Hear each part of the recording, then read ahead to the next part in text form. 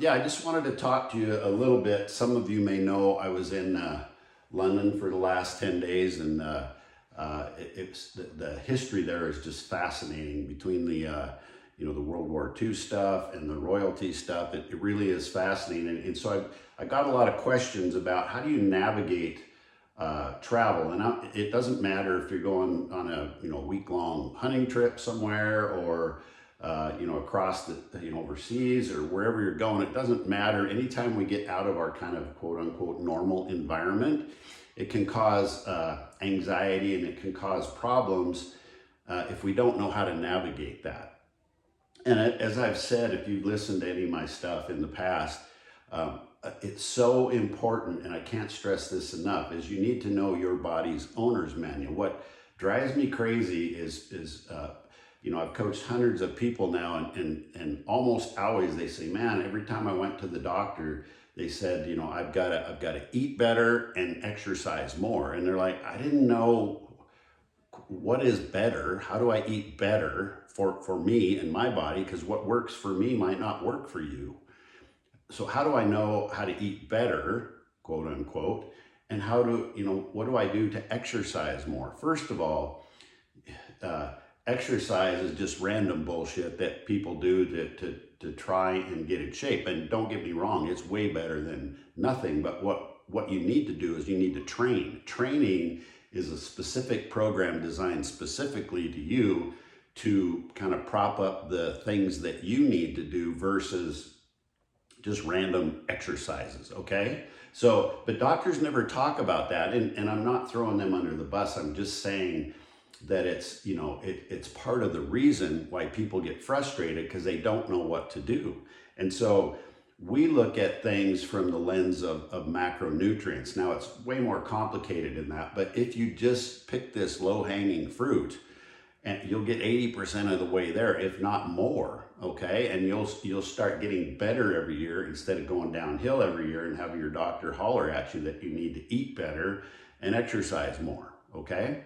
So if you focus on macros, at least in the short term, macros meaning protein and fat and carb intake, if we focus on those in the short term and we set some goals and then we see how your body responds to that, we can figure out what you need to eat for your best life via, we can set macros for gaining muscle. We can set macros if you're trying to lose fat, and we can set macros if you're just trying to maintain. And once you know that, once you know your owner's manual, then it becomes way easier to dial these things in, because then you can go on vacation and you can indulge a little bit, but you do it with intention. It's not just throwing out the baby with the bathwater and, well, to hell with it, I'm on vacation, I deserve this, whatever stories we tell ourselves. You can do it with a little more intention. And so it starts with that. There are a few things that you can do, especially when you're traveling by airplane or even by car for long distances. Number one, you can always control where you stay. And I always look for, what I mean is Kelly looks for hotels we can stay at that have a gym, right? It's just a little more effort to look and see if they have a gym. Now, it doesn't need to be, the most extravagant, gym with all of this stuff available, but it has a few things. It has a few heavy things to lift, maybe has some cardio equipment, which is not as important because we can always get lots of steps in on vacation. I don't care if you're going to Mexico or you're going to London or wherever you're going. If you're going on a hunting trip, you can always get lots of steps in, right? That's pretty simple. You can, if you're in an airport, you can carry your luggage, right? You can, at least your carry-on.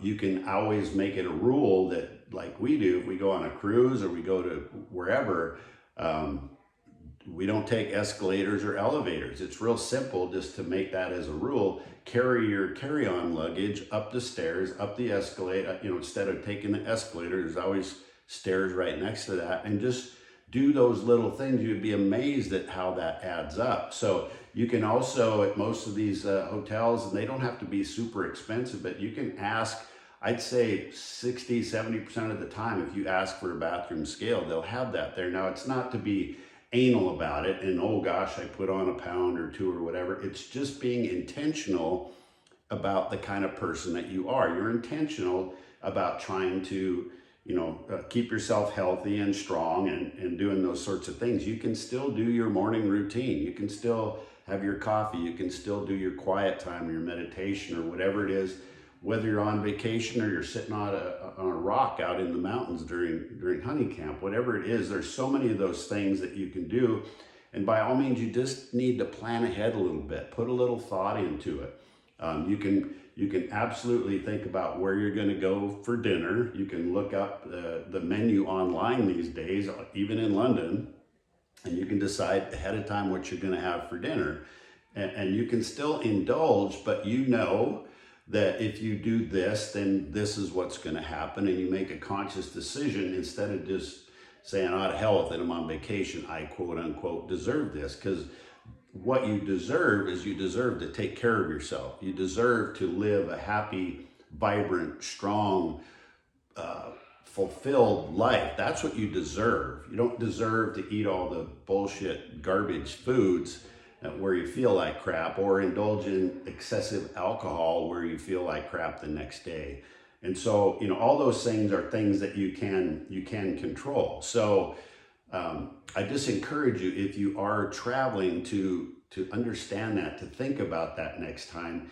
And I don't care how you do it, but you need to know your body's owner's manual. I don't know any other way to do it than what we coach here. I feel like, I wrote a book on this, and so I kind of have done some research, and this is absolutely the easiest, best way. I've seen it play out in hundreds of people's lives now. I know it works. Does it mean you have to track everything you eat for the rest of your life? No, but you have to do it long enough to know your body's owner's manual and cause and effect to different things that you do, and also tracking your energy levels. What gives me energy may not be the same foods and training that gives you energy. You need to know that, okay? And that way you don't feel guilty, or you don't give yourself a pass to, well, I gained 10 pounds over 10 days, but I lost 8. Well, you add 2 pounds every year for 10 years, pretty soon you're 20 pounds overweight. That's a lot. That's a lot of inflammation, extra inflammation that you're carrying around. It's a lot of extra potential problems down the road. So you need to know what you need to do to maintain the body that you want to for health and longevity. Yeah, the side effect is you look better at the pool with your shirt off, but that's not necessarily the reason to do it. The reason to do it is you owe it to yourself. You're an amazing machine. You're an amazing entity, and you owe it to yourself to take care of that. You've got one place to live, and that's your body, and you need to take care of that. So I hope that makes sense. And you also need to focus on excellence over perfection. Perfection is neurotic because it's not attainable. Excellence is what you're looking for. Excellence is inspirational for other people around you, inspirational for your kids, your community.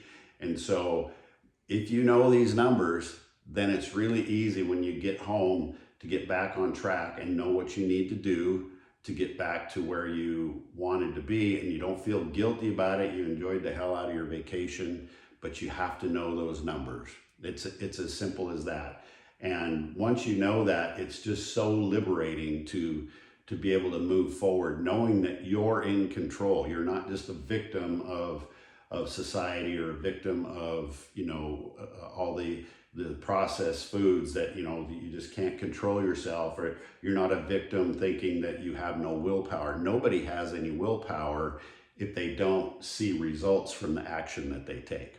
Okay, so a lot of this stuff I go over in my book. If you want a link to the book, it's available on Amazon. The audio version, which I read myself, and the print versions. Also, I have a community on the Telegram. If you want to join that, it's a free community. just comment community and we'll get you hooked up with that. I share ideas and tips and tricks there that I don't share anywhere else on the internet. And so I'd love to have you in that community of badasses as well. So anyhow, thanks for listening today. Take charge of your future. You are in control, and it's so much better way to live. And so I want that for you. I hope that you want that for yourself. So take care.